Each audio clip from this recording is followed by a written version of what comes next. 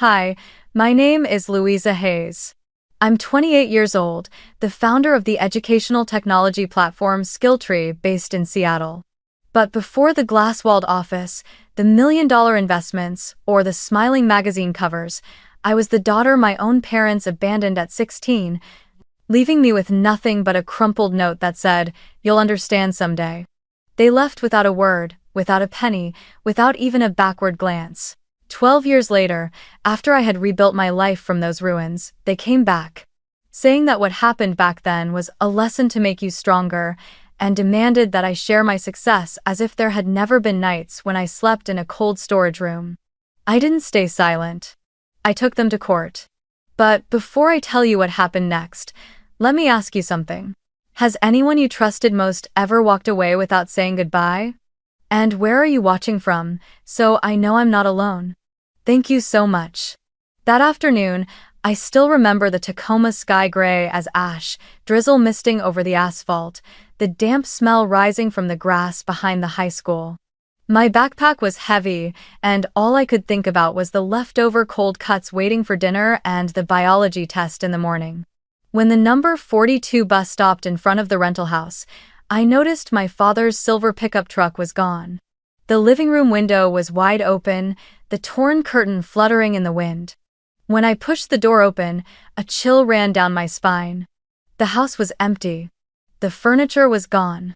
Only the scent of old paint and faint dust marks on the wall remained where the family photos used to hang. On the kitchen counter, beside a dried coffee ring, lay a folded, wrinkled piece of paper with slanted handwriting. "You'll understand someday." No money, no phone number, no instructions. Just those 6 words, like a cold verdict. I called my brother, Cole. The dial tone repeated endlessly. I tried again, no answer. I texted, "Cole, what happened? Where did they go?" The message bounced back, delivery failed. A soft ping, and I realized I'd been blocked. I sank to the wooden floor and looked around the hollow house. Outside, the rain beat against the window, drop by drop. I didn't cry right away, I just felt hollow, like all the sound had been drained from the world. That night, I slept on the floor, no light, no blanket, listening to the wind howl through the cracks in the door, the same words echoing in my mind. "You'll understand someday, but understand what? Why me?" For the next 3 days, I survived on instant noodles and tap water. Every morning, I put on my old school uniform and pretended nothing had happened. I was terrified that if I told anyone, they'd send me to a shelter or call the police, and I'd lose my chance to stay in school. On the 3rd day, the landlord knocked on the door with an irritated look on his face.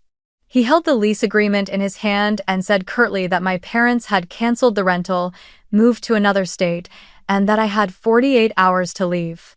When he slammed the door and I heard the lock click, it sounded like the lid of a coffin closing over my old life.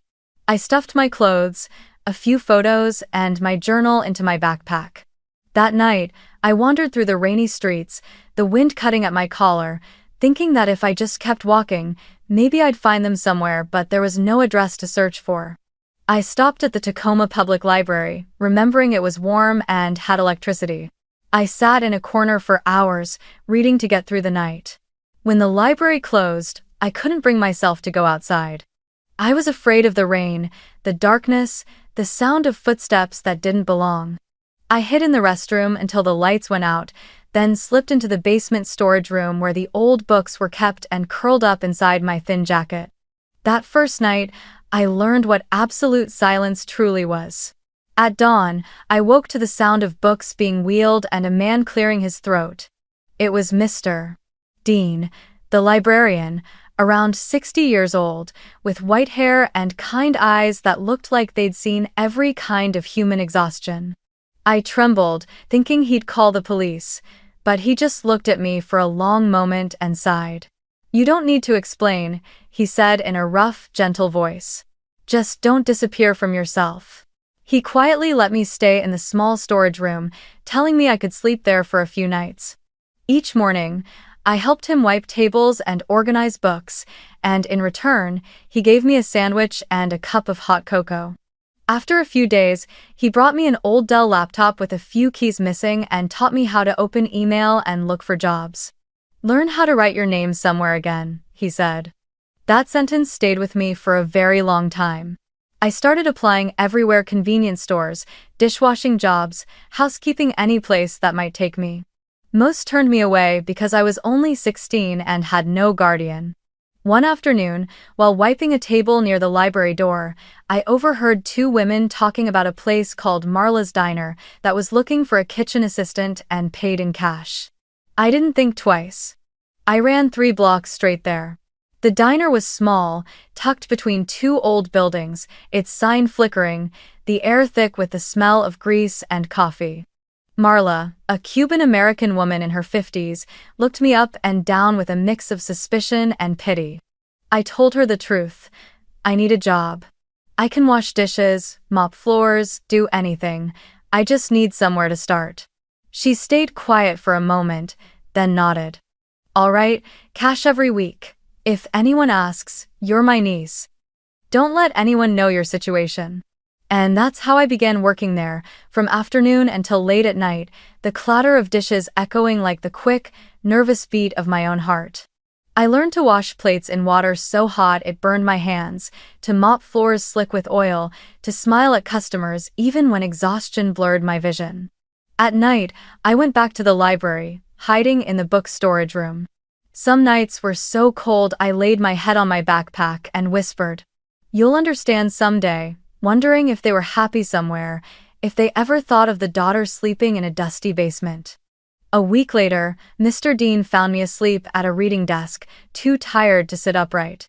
He asked if I'd found a place to stay. When he learned I was still living in the library, he shook his head softly. "No, child, you'll get sick." He called an old friend of his, Marla, the very woman who owned the diner where I worked. "She's helped a lot of kids like you," he said. I didn't know what "like you" meant, only that Mr. Dean made me promise not to quit school and to read at least 1 book every week. That night, I moved into the small loft behind the kitchen at Marla's Diner. It wasn't fancy, just a fold-up bed and a tiny window overlooking a narrow alley, but it was the first home I'd had since being abandoned. On the table, Marla had left a plate of fried eggs and a note written in marker. "Eat, then sleep. Morning starts early." I sat down, my hand trembling as I picked up the fork. After days of surviving on dry bread, those eggs tasted like salt and kindness. As I lay down on the bed, I could hear the cars passing outside, the smell of grease still clinging to my hair. I didn't know what tomorrow would bring, nor what that someday on the note was supposed to mean. But one thing was clear: if the world had left me behind, I would learn to stand up again, even if it meant using only my bare hands and a fragile belief that somewhere out there, good people still existed. That night, for the first time, I truly slept. No dreams, no fear, just a long exhale, as if I had survived the first storm of my life. The early days at Marla's Diner were a blur, time losing all definition. I woke before dawn, when the kitchen vent still hummed softly, and only went to sleep when the clock on the wall neared 3 in the morning. I slept in the narrow storage room behind the diner, surrounded by sacks of flour, bottles of oil, and the burnt scent of coffee that seeped into my hair and skin. The concrete floor was freezing, and the thin blanket Marla gave me barely covered half my body, yet to me, it was a luxury I hadn't dared dream of just weeks earlier. Each morning, when she unlocked the door, I pretended I'd simply come in early for work, not wanting her to know I was living there. I wiped tables, washed dishes, scrubbed floors, listened to the rhythm of knives slicing vegetables and oil sizzling in pans, and slowly learned to read people by the way they ordered their meals. Some asked for black coffee and stared silently out the window for an hour. Others laughed too loudly, as if to drown out the emptiness inside. I began to understand that everyone carries a storm within them, the only difference is how well they hide it. During the day, I ate leftovers, burnt toast, scraps of fries left behind on plates. After closing, I packed what was left into a paper box, took it back to my corner, and ate in silence. I washed at the gas station down the street, sneaking into the restroom to wipe myself clean with wet towels, sometimes splashing my face with water so cold it made my head ache. Whenever I looked in the mirror, I saw a girl with tangled hair, dark circles under her eyes, and a grease-stained uniform, but her eyes still held an odd light, like a tiny flame that refused to die. One evening, after cleaning the tables, I sat on the cold storage floor, my back against the metal wall, hands trembling from exhaustion. The chill from the ice blocks seeped through my clothes, making me shiver, and when tears rolled down my face, they almost froze on my skin. I didn't even know why I was crying, maybe from hunger, from missing someone, or from the feeling of being invisible in this world. The storage door swung open, light flooding in along with the smell of dish soap. Marla stood there, arms crossed, her eyes not angry, just sad. "You planning to hide in here forever?" she asked, her voice rough from cigarettes. I lowered my head, ready to apologize, but she just sighed. "Go up to the loft behind the kitchen tonight, there's at least a bed there. Don't say you don't need it, and don't try to act strong. Everyone needs somewhere to fall." Then she walked away, leaving me with the cold air and another stream of tears, this time not from fear, but from relief. The small loft above Marla's kitchen was barely wide enough for a single bed and an old wooden table, yet to me, it felt like a luxury apartment. She told me I could stay as long as I wanted, as long as I didn't quit school. I nodded, though by then, I had long stopped dreaming about going back. I was only learning how to live, how to survive without anyone else. Every night after work, I wrote down every expense in my notebook: bread, soap, gas station fees.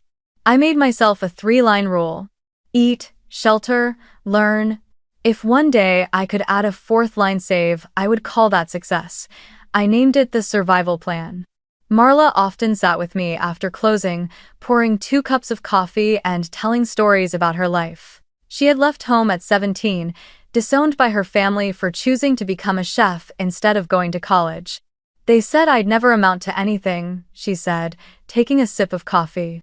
"But at least I've never gone hungry. And I've never forgotten to give someone a meal when they need one." I didn't respond, just stared at my cup and thought that if anyone in this world deserved to be called family, it was her. One rainy afternoon, as I was wiping down a table, a middle-aged man walked in, raincoat draped over his shoulder, laptop tucked under his arm. He was a regular, always sitting at the same seat by the window, ordering black coffee with no sugar and typing for hours. That day, he noticed me typing something into my old phone and asked, "What are you working on?" I hesitated. "I'm just trying to rewrite some notes, to remember the formula for calculating bills." He laughed. "Formula? Looks more like a spreadsheet." It turned out he worked for a small online learning company, and they were looking for someone to enter data. "If you're interested, come by my office tomorrow morning," he said. "We pay by the hour. No degree needed, just honesty and patience." I looked at him, hardly believing what I'd heard, and nodded quickly. The next morning, I went to that office, a small floor in an old industrial building with a hand-painted sign that read, "Next Learn."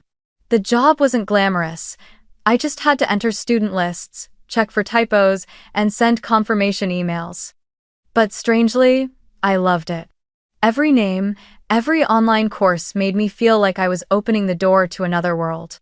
For the first time, I realized education could reach anyone, no schools, no money needed, just an internet connection and the will to learn.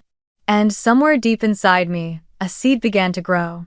If a girl who once slept in a cold storage room could learn through an old screen, maybe thousands of others could too. I spent almost all of my first paycheck on a new pair of shoes and a thicker notebook to record everything I learned about computers. At night, I went on YouTube, watching videos about web programming and how to build simple apps. I didn't understand everything, but I was patient, pausing every frame, writing down each command, making mistakes, trying again. I learned to be patient with errors when the screen flashed. Error, I didn't get frustrated. I saw it as a challenge. Every time a line of code finally worked, I felt like I'd won a small battle against my past. Sometimes Marla would walk by and see me hunched over the screen. She'd shake her head and ask, You planning to be a hacker or something? I laughed and said, no, I just wanted to learn how to create something of my own. She smiled softly. Then keep going. Just remember to eat dinner.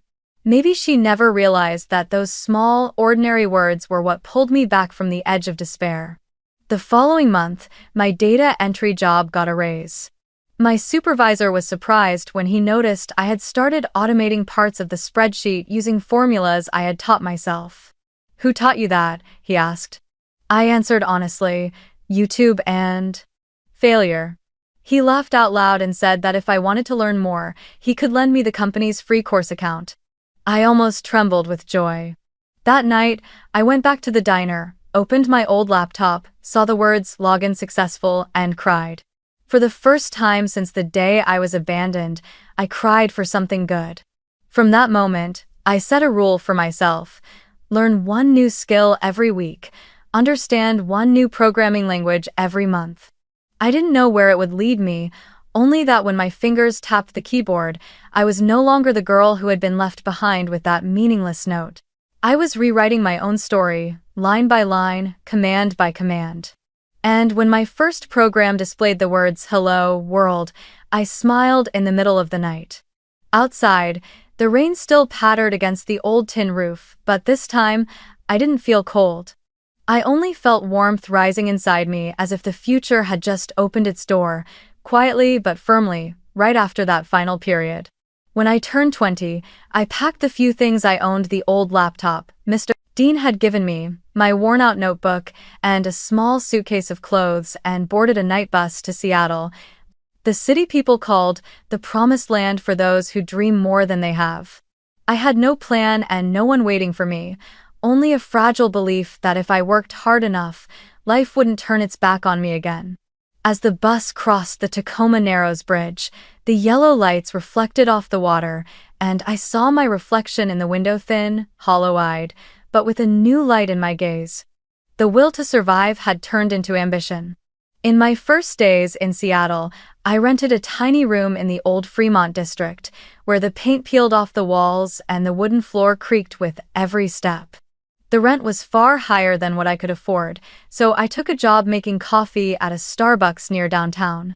During the day, I smiled at customers and memorized their complicated orders: venti caramel macchiato with soy milk, and at night, when the streets grew quiet, I returned to my narrow room, barely big enough for a wooden desk and a broken chair, opened my old laptop, and taught myself to code by the dim light of a second-hand desk lamp. I wasn't learning to become an engineer. I was learning because I wanted to create something that would help others teach themselves the way I once had a way to repay the kindness that Mr. Dean and Marla had shown me. I wrote my first lines of code for a small app I called NoteShare, designed to let users share study materials online and help each other fix mistakes. Every time someone uploaded a lecture or left a thank you message, it felt like another part of my 16-year-old self was being healed. I worked without noticing hunger or sleep, knowing only that every line of code glowing on the screen was another step out of my past. Sometimes, as the morning light slipped through the window, I realized I'd stayed awake all night without meaning to. Seattle taught me how to dream big while staying grounded, like someone who had once lost everything. I met Noah, a design school dropout, at a small tech meetup in a co-working space near South Lake Union. When he heard me describe my idea about connecting self-learners, he laughed. "Sounds like LinkedIn for the forgotten," he said. I replied, "Exactly." From then on, we became teammates. I made coffee by day and coded by night. Noah designed the interface and found beta testers. We lived on instant noodles and tap water, slept on the floor, and called our 2 a.m. work sessions coffee code sessions. 6 months later, Skilltree was born, a name I chose because I loved the image of a tree. To grow tall, its roots must dig deep into the ground. Skilltree wasn't just an app, it was a platform that taught real-life skills to dropouts, immigrants, the unemployed, and anyone trying to start over. I remember the night of our test launch vividly. Only 12 people signed up, most of them Noah's friends.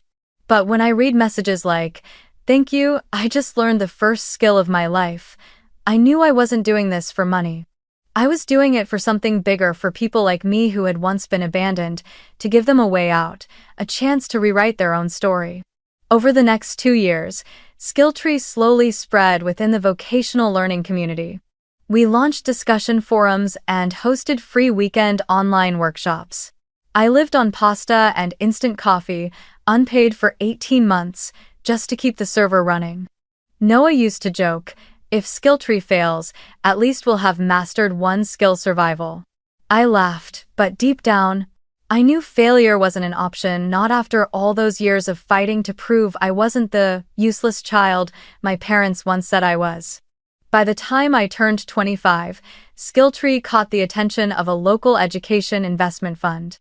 They invited me to present in a conference room on the 20th floor. I had to borrow Noah's blazer and hide my worn-out shoes under the table. When I presented the idea of education for the forgotten, the room went silent. The fund's director, a middle-aged woman named Grace, looked at me for a long time and said, "I used to be an unemployed single mother. If Skilltree had existed back then, my life might have been different." 2 weeks later, we received $1.5 million in funding. When I signed the contract, my hands shook so hard that the pen slipped from my fingers. I knew, at that very moment, my life had turned a new page. Within 3 years, Skilltree grew exponentially, partnering with vocational centers across the United States and helping over 200,000 people gain new skills and find jobs. We opened a real office in downtown Seattle and hired 5 employees. I no longer slept in a storage room, but I kept the habit of writing down my expenses in that old notebook, a quiet reminder that everything started from a small attic and a girl who once slept in a cold storage room. When I turned 27, my bank account finally reached 7 figures. That day, I didn't throw a party or buy a car. I simply made myself a cup of black coffee and looked out the window. Seattle was drizzling, just like the night I was abandoned years ago. I thought that if my parents still remembered me, maybe they would be proud. But they didn't call. No messages. No congratulations. Just silence, thick, invisible, and suffocating, as if I had never existed in their world at all. I thought I had made peace with that, until the podcast Roots and Ruins invited me to share my story. They wanted to talk about my journey from an abandoned girl to the founder of $1 million startup. I hesitated, but then I thought maybe it was finally time to tell the truth. I spoke about the note that said, "You'll understand someday," about the Tacoma Library, about Marla, about Mr. Dean, and about how forgiveness doesn't mean letting the people who destroyed you back in.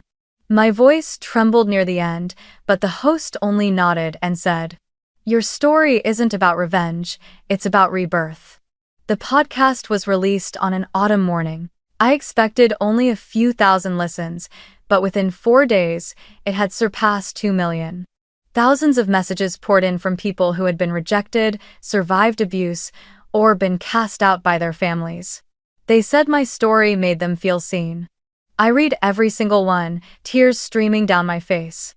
3 days after the episode went viral, I woke in the middle of the night to a flood of email notifications. On my phone screen, buried among hundreds of supportive messages and interview requests, one subject line made my heart tighten. "We're still family. Don't forget who gave you life." The sender, Lydia Hayes. I sat up, the phone's light casting a pale reflection on the wall, illuminating my face in the window, tired, startled, and filled with something both familiar and dangerous. I opened the email. The first line was a congratulation, cold and mechanical, like something copied from a greeting card. "I'm so proud of you. You finally made it, and now you're old enough to understand why we did what we did. We didn't abandon you, we just wanted you to be stronger. If we hadn't left, you would never have become the woman you are today." I read it 3 times, and each time, my stomach tightened more. Maybe what hurt the most wasn't their shamelessness, but the way they turned cruelty into a parenting strategy. A few minutes later, another email arrived, this time from my father, Robert Hayes. His message was short, emotionless, without even a greeting. "The family is struggling. Cole's unemployed, your mother's sick, hospital bills are high. I know you're doing well. Can you help a little? Family is always family. I gripped the phone so tightly that my palms burned.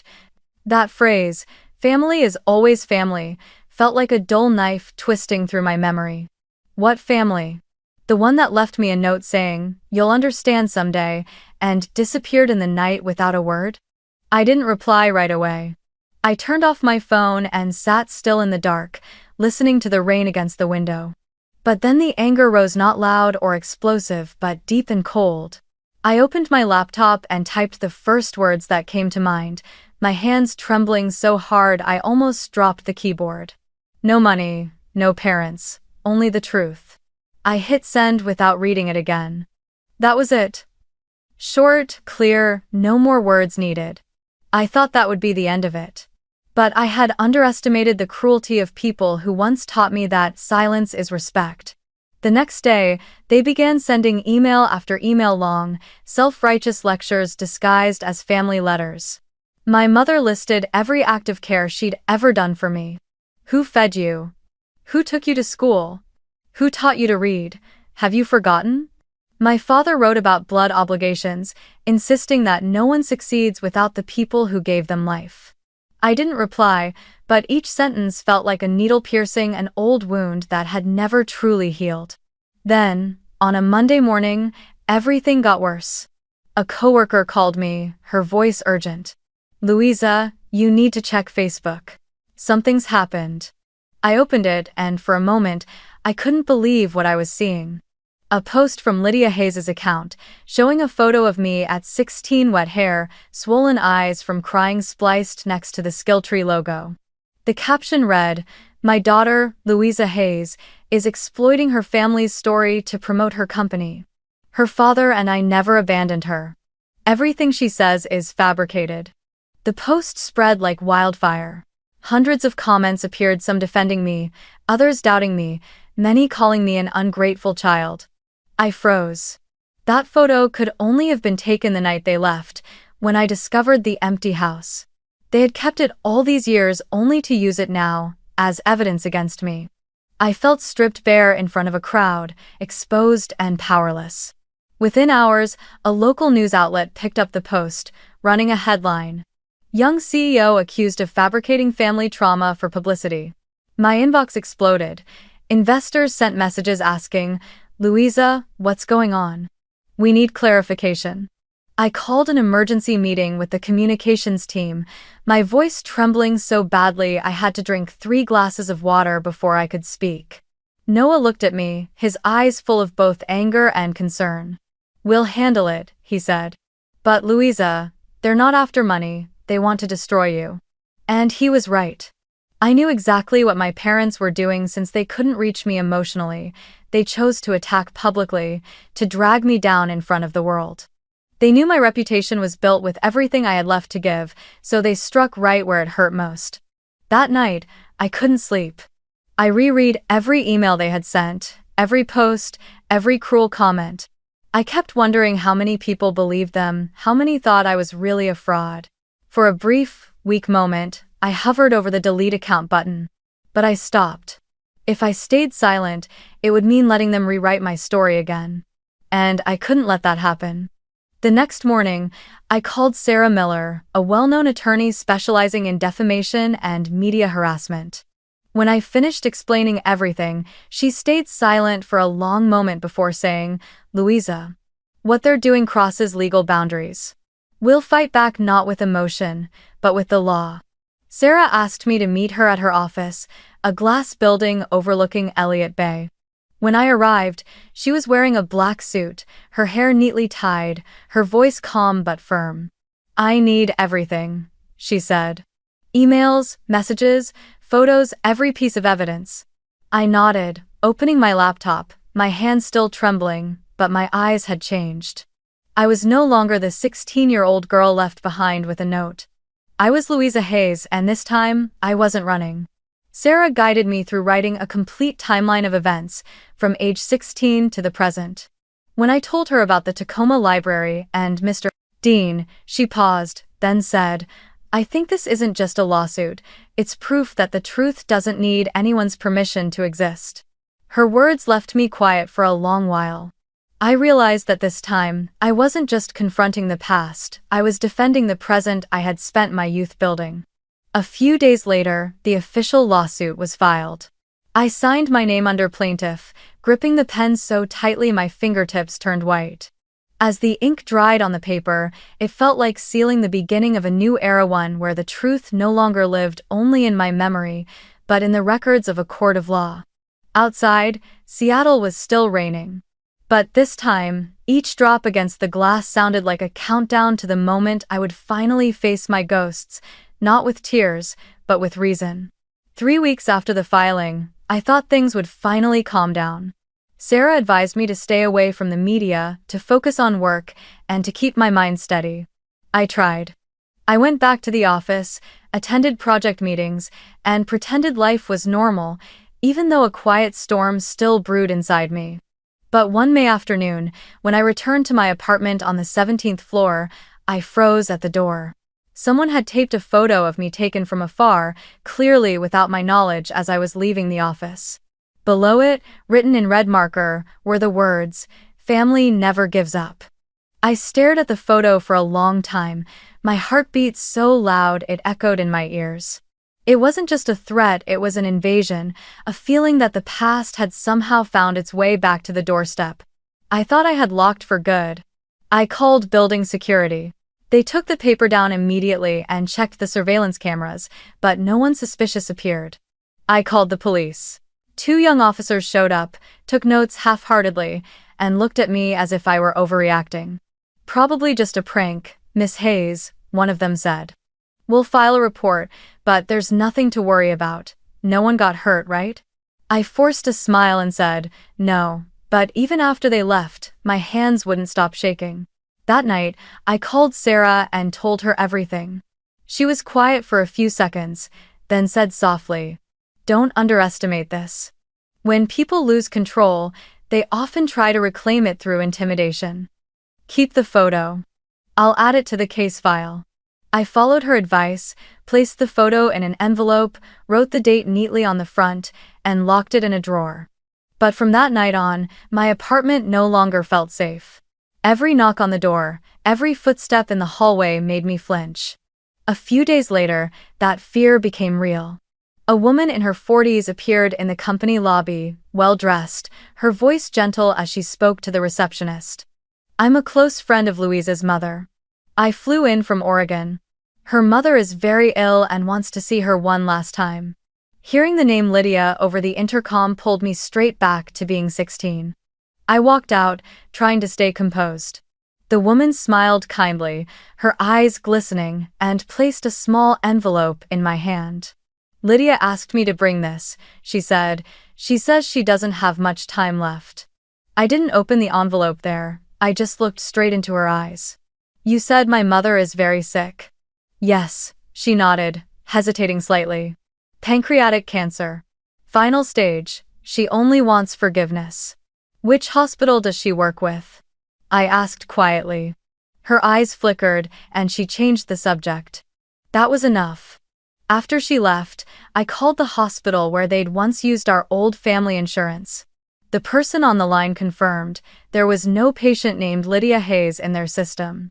I called 3 more facilities, including a state medical center where they used to live. The answer was the same, no one by that name was being treated.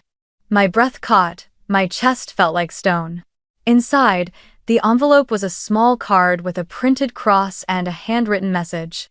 "Forgiveness is what God wants. Louisa, I still pray for you." I brought everything to Sarah. When I placed the card on her desk, she frowned, then looked me straight in the eye. "This is no longer defamation," she said. "This is deliberate harassment." She pulled out a new file, added notes and evidence, then continued. "I'll file for a temporary restraining order. But Louisa, I also want you to start seeing a therapist. You can't let them take over your mind." I didn't respond, because I knew she was right. The anger and fear were slowly consuming me, robbing me of sleep, of focus, of peace. Some nights, even the sound of the doorbell was enough to make me cry. I called Dr. Jensen, the therapist Sarah recommended. She was around 50, with a soft voice, an office filled with sunlight and the scent of mint.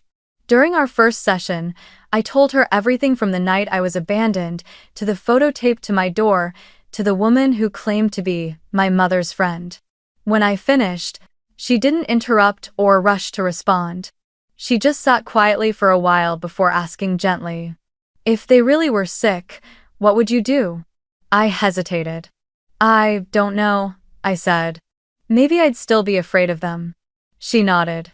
"Fear makes sense. But the question is, what exactly are you afraid of?"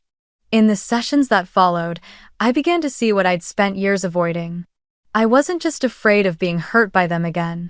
I was afraid of myself, afraid that a part of me still longed for their love, afraid that I might give in and fall back into the same cycle of guilt and debt. Dr.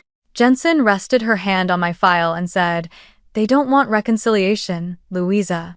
They want control.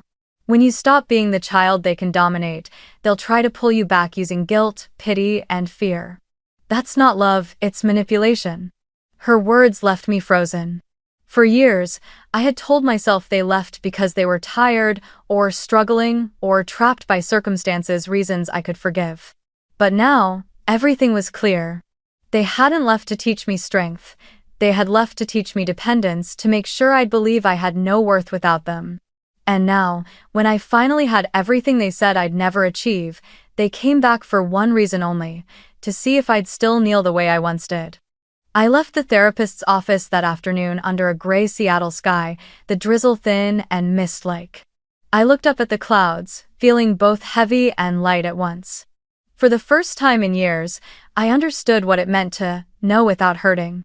When I got home, I locked the door carefully and taped a new piece of paper to my refrigerator. On it, I wrote just 2 words in bold black marker: boundaries.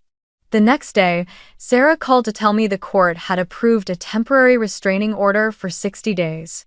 I felt a small wave of relief, but deep down, I knew people like my parents didn't stop just because of a paper stamped with a red seal. They didn't need to touch me to hurt me, they only needed to disturb my peace. That night, I sat in my quiet apartment while the rain continued outside. Streetlights cast long golden streaks across the windowpane.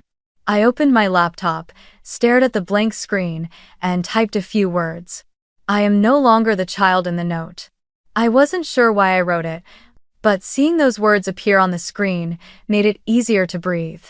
Maybe the past was still attacking, but this time, I had walls made of law, awareness, and the very strength they had unknowingly built in me when they left 12 years ago. Outside, the rain kept falling. But inside, something had finally gone still, not because the storm had passed, but because I had learned how to stand in the wind. One morning at the end of June, when the Seattle rain finally paused and sunlight broke through my office window for the first time in weeks, my phone rang. The number was unfamiliar, but the voice that followed made my heart tighten. "Louisa, it's me, it's Cole." There was a long silence, long enough for me to hear my own heartbeat in my chest. 12 years had passed, yet his voice sounded the same, low, slightly rough, carrying something between guilt and hesitation. He said he was in Seattle and wanted to see me, just to talk, nothing else. I paused, then said quietly, "Okay, just this once." We agreed to meet at a small cafe in Capitol Hill, the kind with dim yellow lights and the smell of baked bread blending with roasted coffee, the kind of place people choose when they need to say things they don't want the world to hear. When I walked in, Cole was already there, hands clasped, eyes fixed on a cup of black coffee gone cold. He wore a wrinkled shirt, his hair already streaked with gray, his face thinner than I remembered. When he saw me, he stood up quickly, his lips trembling. "Louisa. God, you've changed so much." I sat down across from him, keeping a deliberate distance, my voice calm. 12 years is long enough for people to change, isn't it? Cole looked at me, his eyes caught somewhere between shame and hope. "I know you're angry," he said quietly. "But you have to understand what happened back then wasn't what you think. Mom and Dad, they were only trying to do what was best for you. They wanted you to be independent, to be strong. And look at you now, Louisa. They were right, weren't they? He forced a small, uneasy smile, trying to find light in a sentence full of darkness. I went still. I'd heard enough excuses for one lifetime, but I still asked, softly yet sharp as a blade. If they did what was best for me, then why didn't anyone come back? Why didn't anyone answer the phone when I called? He lowered his head. For the first time, I saw his shoulders tremble. After a long silence, he spoke in a hoarse voice. They told me, they said you ran away with a boyfriend. That you didn't want to talk to us. They said if I tried to find you, it would just make things worse. Dad even forbade me from calling you. Every time I mentioned your name, he'd explode. He looked up, eyes red. And I believed them. Why wouldn't I? You were just 16, and I never thought they'd lie about you. I didn't speak. Instead, I reached into my bag and pulled out an old piece of paper, its edges yellowed, laminated years ago. I placed it gently on the table, as if presenting evidence at the trial of my own life. They said I ran away? Then read this. The crooked handwriting stared back at him. You'll understand someday. Cole stared at the paper, then at me. His tears came suddenly, uncontrollably. And in that moment, I didn't see a 30-year-old man, I saw the boy who used to hide behind the door to escape our father's anger. He reached out to touch the note, but I pulled it back carefully. Do you understand now? I said softly. There's no lesson in leaving a child alone in an empty house. Cole nodded, his mouth trembling. I'm sorry, Louisa. I'm so sorry. I didn't know. If I had, I would have looked for you. I looked at him. Part of me wanted to believe him. Another part knew the truth that this apology had come far too late, but even so, it softened something inside me. Just for a fleeting moment, it felt like we were still the same two siblings sitting in that old living room, watching Christmas movies together before everything fell apart. We sat in silence for a long while. The cafe's background music drifted softly through the air. Coldplay's Fix You, as if the universe itself was mocking us. Then Cole exhaled, leaning back in his chair, his voice lighter now. You know, I've been keeping up with you these past few years. I saw that podcast. You're strong, Louisa. I'm proud of you. I gave a faint smile. Proud? Proud that I survived after being abandoned by my own family? He didn't answer, just stirred his coffee, eyes fixed on the dark swirl inside the cup. The air between us stretched thin, fragile like a string about to snap. I was about to stand up when he spoke again, his voice so low I had to lean forward to hear. Louisa, there's something else. He took a deep breath, avoiding my eyes. The family's in trouble. Dad invested in some land project, got scammed. They owe around $200,000. Mom, she's not taking it well. She cries all the time. I've been trying to fix things, but I can't. He paused, then continued, his voice trembling. I'm not asking for money. I just thought maybe you could show me how to find a lawyer or how to negotiate with the bank. It sounded reasonable, but I could hear what he wasn't saying. I looked him straight in the eye. You want me to pay their debt, don't you? He said nothing. His eyes dropped to the table, a bead of sweat rolling down his temple. That's not what I meant. Just that they threw me out at 16, and now they want me to save them? I cut in, my tone calm, too calm. Cole looked up, pleading. Louisa, I get it, you're angry, and you have every right, but there's still Mom and Dad. They raised us, after all. I let out a soft laugh, not bitter anymore, just tired. You know, I once counted coins to buy food. I ate leftovers, washed myself at gas stations. Where were they then? And now that everything's falling apart for them, suddenly I'm the daughter of the family again? He said nothing.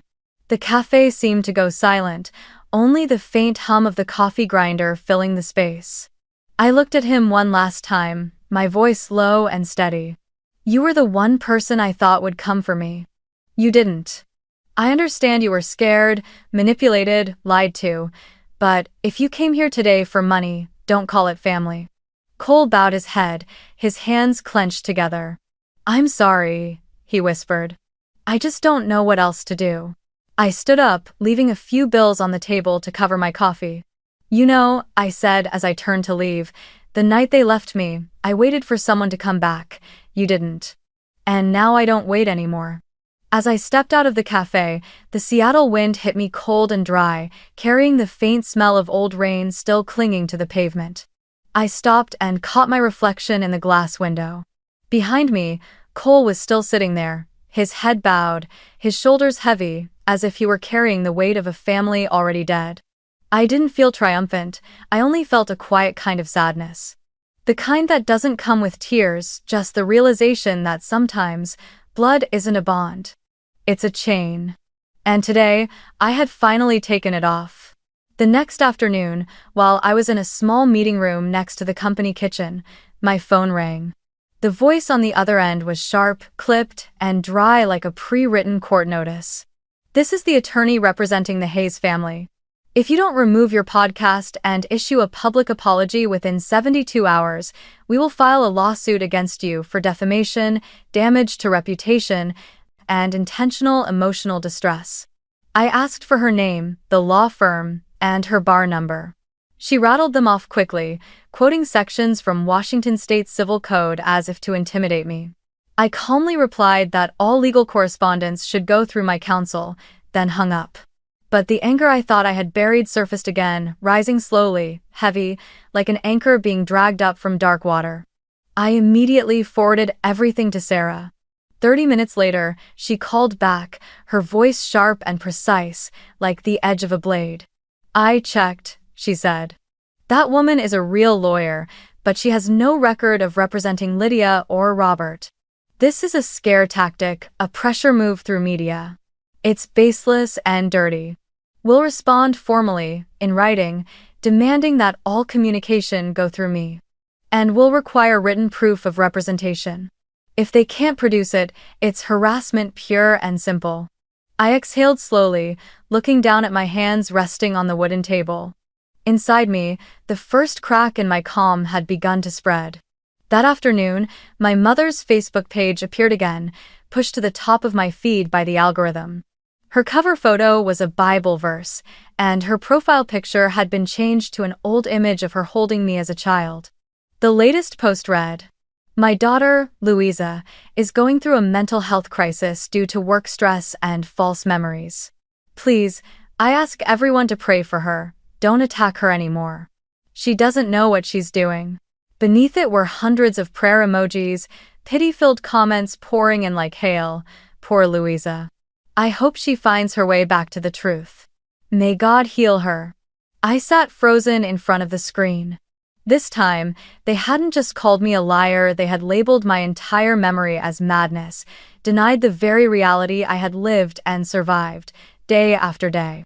The Skilltree inbox flooded with offers of psychological help and comments demanding that the unstable CEO be suspended. One of our educational partners sent an email requesting to postpone the contract signing, saying they needed to wait until the media storm passes. I felt as though someone had wrapped their hand around my throat, squeezing, while my office turned into a suffocating fishbowl.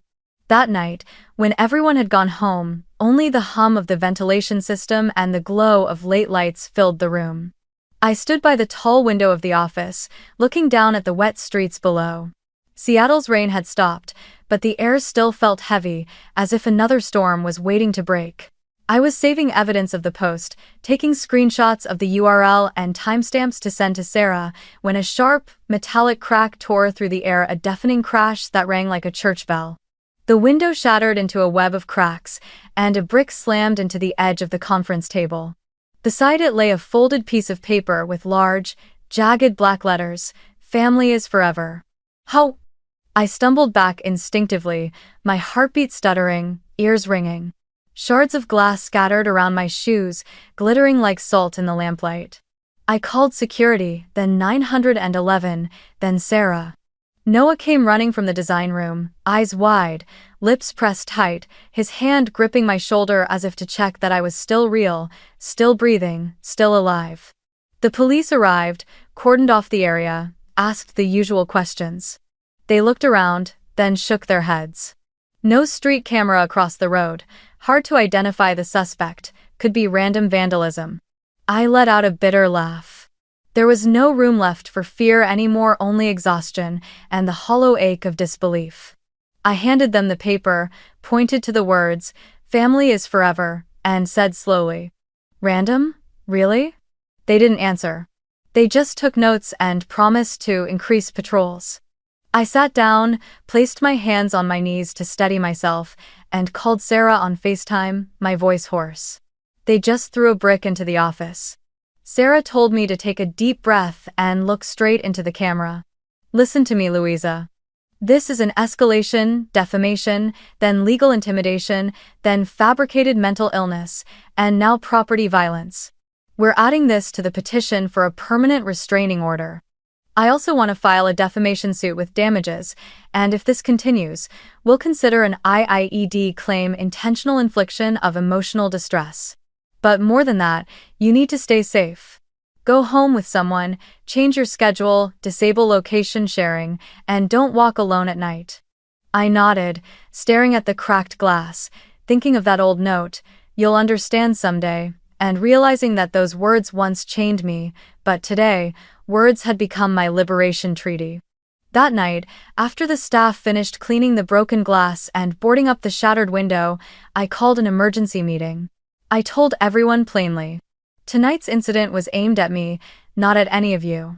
If anyone feels unsafe, you're free to work remotely. We'll provide counseling and increase security.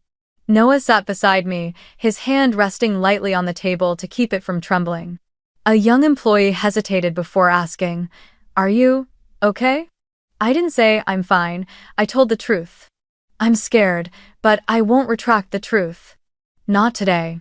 Not ever." That answer didn't make the fear go away, but it made the room a little warmer. People can feel it when someone chooses to stand upright in the wind. Late that night, I returned to my apartment, carrying a heavy bag full of evidence. I sent all the photo files, videos, and police reports to Sarah through a secure channel, with a short note. I want to take them to court not just to win, but to make sure they never do this to anyone else. I has to. Her reply came that same night.